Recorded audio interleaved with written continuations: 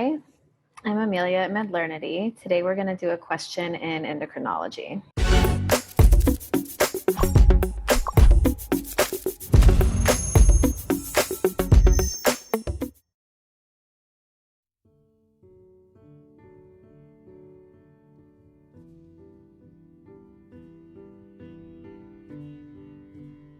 Okay, so I typically like to approach questions by first looking at the last sentence to see what the actual question is asking us, take a brief look at the answer choices, and then that can help guide my approach to the entire question stem so I know what information to focus on as we go through the stem. So here the question is, what is the most likely cause of this patient's symptoms? General, but it sounds like we're looking for a diagnosis. And the answer choices include secondary hyperparathyroidism, humoral hypercalcemia of malignancy, medication toxicity, primary hyperparathyroidism, and vitamin D deficiency. So based on those answers, it makes me think that we are going for something to do with calcium and possibly with parathyroid hormone. So with that in mind, it will help me guide my approach to the question stem. So let's go through that. A 63-year-old male comes into clinic with a 6-month history of progressive abdominal pain. So starting off general. His past medical history includes hypertension, hyperlipidemia, stage 3 chronic kidney disease. Again, pretty general, pretty typical for a man of 63 years old. Home medications include amlodipine, furosemide, and atorvastatin. He currently smokes a half a pack of cigarettes per day and has a 30-pack year smoking history. So he has a smoking history. In the setting of calcium and parathyroid hormone, maybe I would be thinking about some type of paraneoplastic syndrome related to lung cancer, but we'll keep going. Review of symptoms is also positive for constipation, fatigue, and depression. So now I'm starting to get more into the meat of his symptoms, the meat of what's going on. And his symptoms so far, abdominal pain, constipation, fatigue, and depression, can all be seen in the setting of hypercalcemia. His vital signs and physical exam are unremarkable. Labs are significant for serum calcium 11.2, albumin 4.0, creatinine of 1.5, serum PTH of 65, and a serum 25 vitamin D level of 38. What are the most likely cause of his symptoms? So let's start with his symptoms. Like I said, abdominal pain, constipation, fatigue, and depression. In the setting of a question that seems to be based about calcium, I would start to think about hypercalcemia. One of the ways I remember the symptoms of hypercalcemia is with the saying, bones, stones, moans, and groans. So bones can be bone pain, which doesn't sound like he's complaining of. Stones, these patients can have kidney stones. Again, doesn't sound like that's what's going on with this patient currently. Moans can be mood changes. So that would fit with his depression. And groans.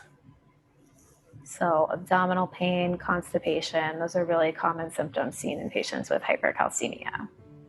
Okay, so the first thing I think about when we have a patient with hypercalcemia is, what is the patient's parathyroid hormone? So if we didn't have that, then our answer would be, the next best step would be to obtain a PTH level. They're already giving us that. And the PTH level is elevated. I would have to check my lab values for this, but I'll go ahead and tell you that a serum PTH of 65 is elevated. Upper limit of normal is usually around 55. So our PTH is also elevated. And I'm drawing them like this because I want to show the relationship between parathyroid hormone and calcium. So before we go on to the answer choices, we can do a brief review of how this system works. So parathyroid hormone is released from the parathyroid glands, from the chief cells, and it acts on a few different vitamins and minerals. The one we usually talk about that it acts on is calcium, and parathyroid hormone leads to increased calcium levels. Some of that calcium can come from bone resorption, some comes from increased resorption at the kidneys. Parathyroid hormone also acts on vitamin D, has a positive effect on vitamin D, and that's through acting on 1-alpha hydroxylase in the kidney. So vitamin D also stimulates increased calcium, both through increased renal absorption, increased absorption in the intestines, and also by acting on the bones, so bone resorption like we talked about. The last major one that parathyroid hormone acts on is phosphorus. So parathyroid hormone increases calcium and vitamin D, but it actually will lead to decreased phosphate. So that's the big picture of how parathyroid hormone and calcium interact. So in a setting like this, where we have increased calcium, in a normal patient, we would expect calcium to then feed back and inhibit release of parathyroid hormone. And so normally, in normal patients who have an increased calcium, they should have a low parathyroid hormone. It should be suppressed. This patient, we already said, has an elevated parathyroid hormone, so that's an abnormal relationship. So that tells us that this is not a normal situation going on with this person's parathyroid hormone and calcium regulation.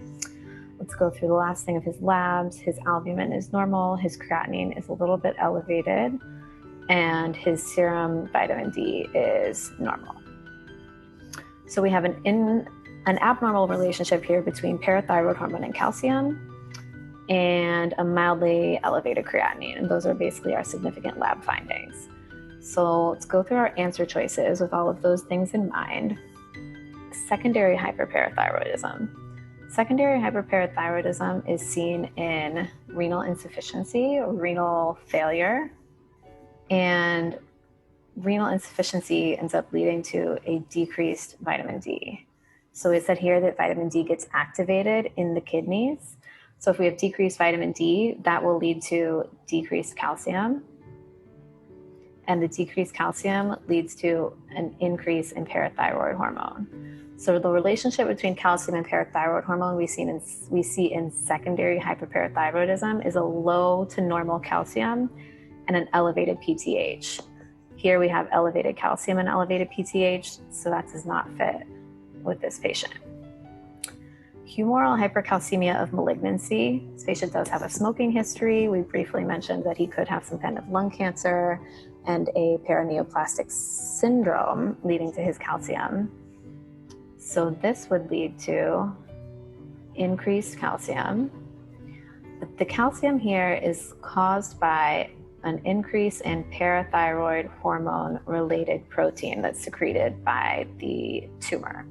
The increase in parathyroid hormone related protein is what stimulates the increased calcium, and that calcium can then go back here, like we talked about, and provide negative feedback onto the parathyroid glands to suppress PTH. So here we would have an elevated calcium and we would have an appropriately suppressed PTH. So that doesn't fit here again. Medication toxicity, the medications he's on are amlodipine, which is a calcium channel blocker, furosemide, which is a loop diuretic, and atorvastatin, which is a statin. Loop diuretics can cause decreased calcium, which I like to remember by saying loops lose calcium.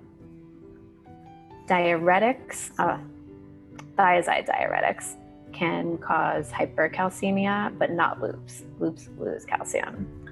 And amlodipine and atorvastatin should not affect calcium. So that one's out. Primary hyperparathyroidism is caused by either hyperplasia of multiple parathyroid glands or by a parathyroid adenoma. Primary hyperparathyroidism is caused by an adenoma or hyperplasia. And either the adenoma secretes parathyroid hormone, or you just have hyperplasia of the parathyroid cells that lead to an increased parathyroid hormone. So the increased parathyroid hormone is the primary derangement that, as we talked about here, will lead to increased calcium, decreased phosphate. And this increased calcium, like we talked about, should feed back to inhibit parathyroid hormone, but this negative feedback doesn't happen because of the abnormality in the parathyroid glands. So what that leads to is either an elevated or an inappropriately normal parathyroid hormone in the setting of elevated calcium. And inappropriately normal hormone levels can be an important concept to get a hang of, especially in the endocrine system, because it can be misleading if you see something like a normal parathyroid hormone in the setting of an elevated calcium, and you think to yourself, okay, well, this can't be primary hyperparathyroidism because we don't have elevated parathyroid hormone. But that's not an appropriate way to think about it. You want to think about it in this sense of the calcium is elevated, so the parathyroid hormone should be low, it should be suppressed. If it's normal, that's inappropriate. It's an inappropriately normal parathyroid hormone in the setting of elevated calcium. So that is what you see here. This is what our patient has. And this is also the most common cause of hypercalcemia. So it sounds like this one would fit, but just to be thorough, let's go ahead and look at our last answer choice and make sure we're not missing anything. It's vitamin D deficiency. Vitamin D deficiency would lead to a low calcium. And on top of that, our patient has a normal vitamin D. So that does not fit. So that's out. So primary hyperparathyroidism is what this patient has. Thank you for watching MedLearner TQ Learn. If you found that helpful, please like our video, subscribe, and of course, ring the bell. And if you're really brave, be a hero and share some knowledge with a friend. Until next time.